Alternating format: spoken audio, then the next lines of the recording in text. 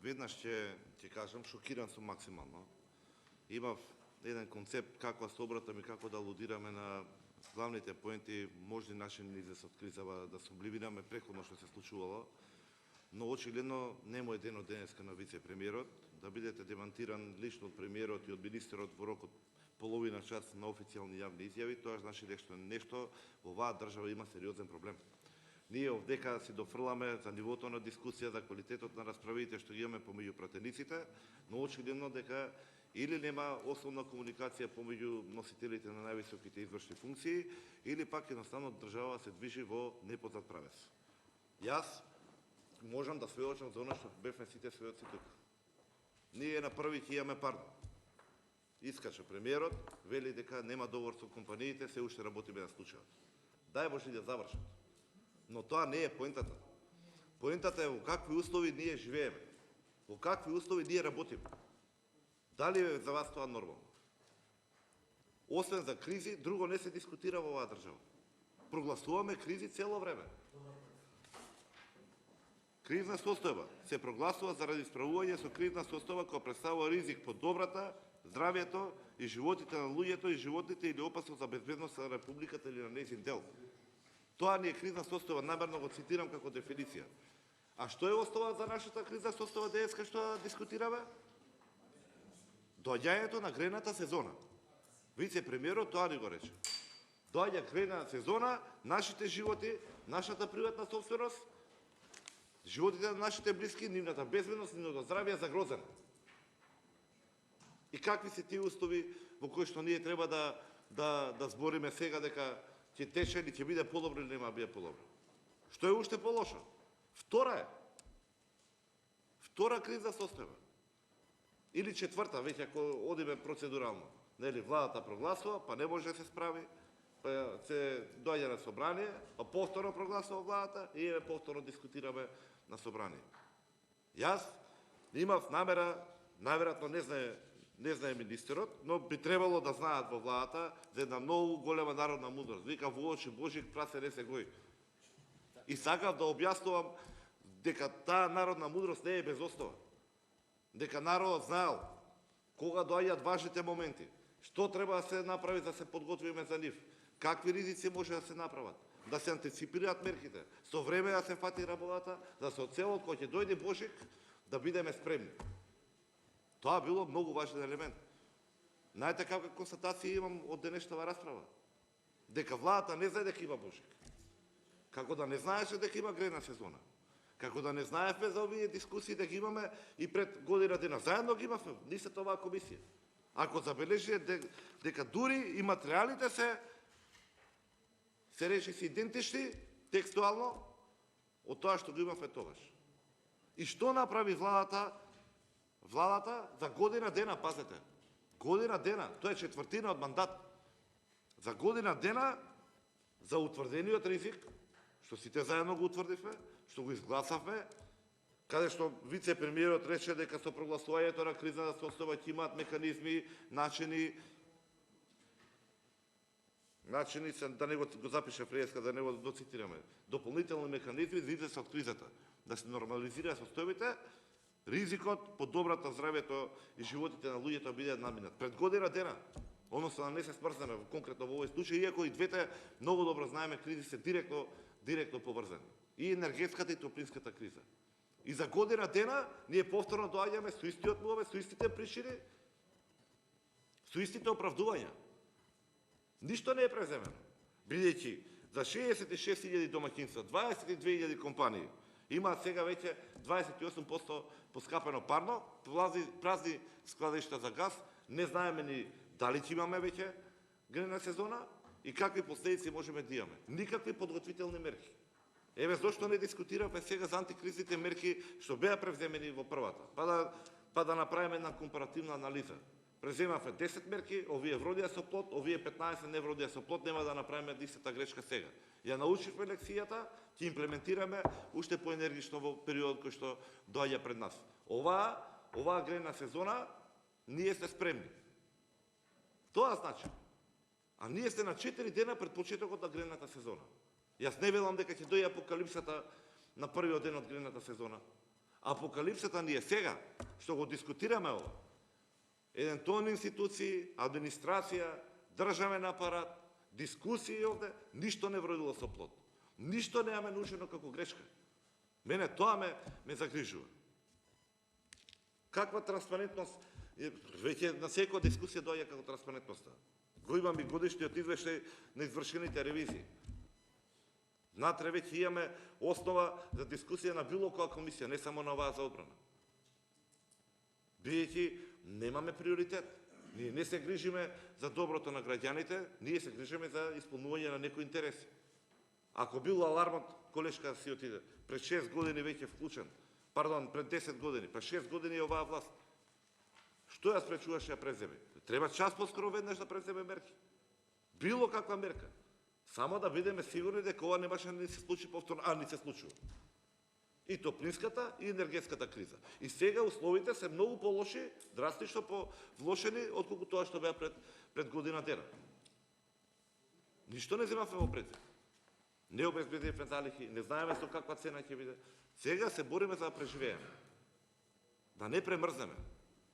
Сега имаме дискусии, секој втор човек на улица, како тоа ќе се регрупираме, како ќе си го нашето секојдневие ќе си го обремениме, за да можеме да се стоплиме колку што е можно поевтино. Ја навистина не знам што да кажам. Но можеби и оваа фрапантна реченица, уште една, ако не ни се допаѓа законот, го менуваме и тоа одговара на многу прашања. Ние не бараме причините, не ги бараме последиците, не учиме од грешките. Не гледаме кој е законско решение, какви ефекти предизвикува.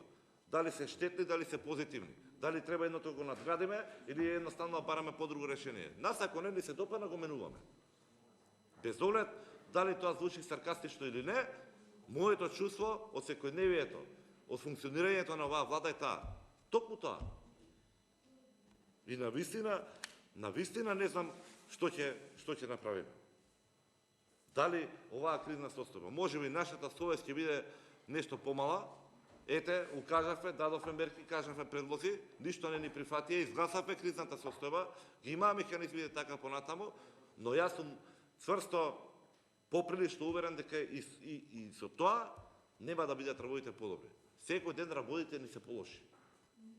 Можеби нашата совест ќе биде почиста, но проблемите нема да бидат решени. Не ради пратениците, не ради дискусијата, не ради поддршка да предлогот, ради нефункционалност и неспособноста на власта. Што се потврдува. И тоа, не знам како да објасниме. Нашата влада, односно вице-премиерот тука што го рече, премиерот вели дека уште работат, дека уште преговара, тече тоа, уште не е завршено. Нашата влада смета дека фирмата задолжена топлинска енергија, без оглед дали има лиценца или не, кој што лиценца им ја одзема преходно, ќе мора да задоволи снабдувањето со топлинска енергија. Еве ги демантираат дека не планираат тоа го направат. Во ред вице-премиер. Верувам дека можеби и вие формално правно ќе најдете докази, ќе имате све. Затоа и преска бев со коментарот Виолета во збореве, уште еднашка се извинам. Проблемот е дека не е решен проблемот. Дека они немаат намера да дистрибуираат топлинска енергија. Така како што вие сте замислиле, на 4 дена пред гредна сезона. Тоа мене ми е фрапантното, тоа мене ми е проблемот. Нашата влада спие на ово дека нема што и да се случи, овие ќе дистрибуираат, овие велат, член 51, нашиот договор е истечен, ние немаме никаква правна основа, ниту можности, ниту финансиски, никаков аспект, ниту технички, ние тоа направиле ремонт, имаше во изјавата, но ние нема да можеме да испратиме топлинска енергија. Затоа ни е апокалипса денеска. Бидејќи не ни функционира системот, она што го констатиравме на сите можни дискусии. За жал. Никој не сака да наследи ваква држава во ваква состојба. И пазете, нема план Б. Нема алтернатива. Не спуштивме дополнителна можност. Доколку БЕК одлучи да не спроведува топлинска енергија, тогаш ние имаме, не се секирете, не се воземерувајте. Важна му е на вице-премиерот психолошката состојба на околината. Имаме мерка 1, мерка 2, мерка 3. Немаме. Најпозитивното беше До сега што го слушнавме дека премиерот работи на случајот. Наверојатно сам бидејќи вице-премиерот и министерот не знаат. Или пак министерот што дава утешителна порака, тие што ќе штедат ќе ги поддржиме. Енергија.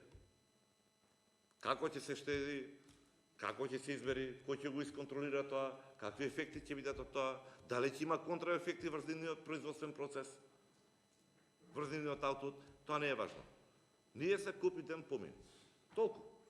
И така се движиме. Без компас, додека не ни побиде мандатот. Но тоа не е во ред. Ниту пак некогаш ќе биде. Нема антикризни мерки, но затоа имаме серија на скандали секој ден. 50% од истите оние фирми што велиме сега штедите тамо, ќе ви помогнеме со нешто, 50% од нив велат дека на секој тендер има корупција. Каде што и така им е тешка работата, ние дополнително им велиме. Уште еден аспект што ми е многу важен да го напомнам. Ова се катастрофални состојби, но може да бидат уште полоши.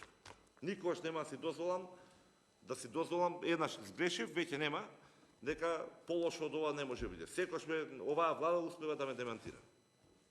Истиот делот, што ќе прават луѓе што ќе импровизираат? Имаме 66.000 домаќинства, 22.000 фирми што се на парно. Останатите се на други типови на загревање. Во уредбата има и еден дел за алтернативни горива. Препоставувам дека тука се однесува директно на мазутот, но се остава простори за други типови. И мазутот е штетен. Ги знаеме последиците, ги знаеме мерењата. Знаеме како девастирачка состојба ќе има по однос на животната средина.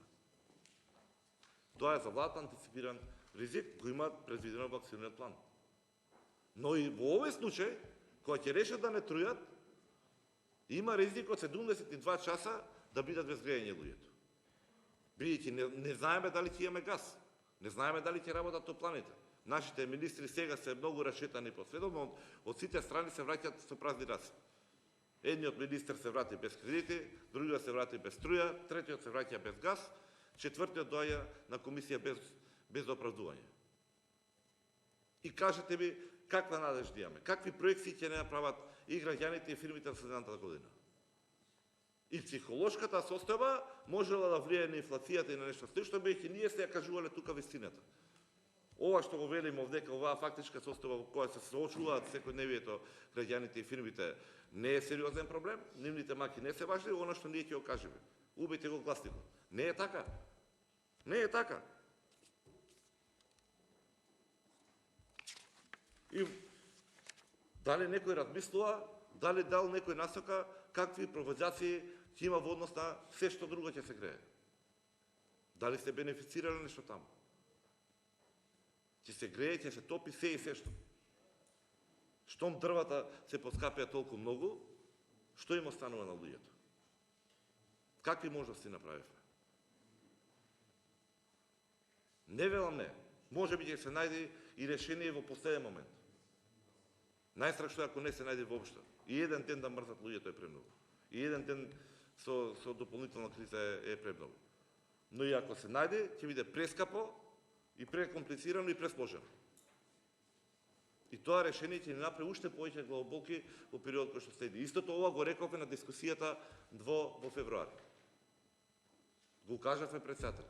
И рековме и со другите колеги, се сложуваме, но верувате, кажувавте, владата ќе направи се што може, ова ваква состојба веќе ќе немаме. Еве пак.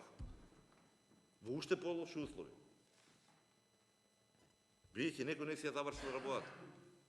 И во услови ако се смене или во вие 72 часа додека се врши од еден тип на гориво на друг, што ќе прават луѓето? Или ќе гора се што или ќе уклучат повторно греалките на струја. Греалките на струја ќе направат дополнителен притисок на енергетскиот систем, така што исто така немаме некои квалитетни, издржани или среднорочни, не збориме за долгорочни, за среднорочни решенија. Дури и краткорочните не се под знак прашање. Можеме да имаме тотален колапс. И во ред, ако сметате дека изборот на овие зборови е премногу груб, бидејќи ни беше укажано на истото, еве преформулирајте ги како сакате. Направете ги, само дајте го уверувањето дека нема да биде така. Или дека нема основа да биде така.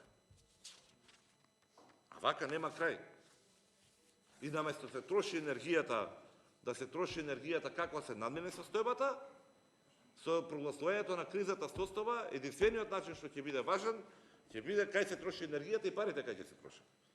Ќе биде во нарушување активности, мерки и така натаму, во нарушување на јавниот ред и мир поради организирање на протести заради проблеми со снабдувањето со топлинска енергија.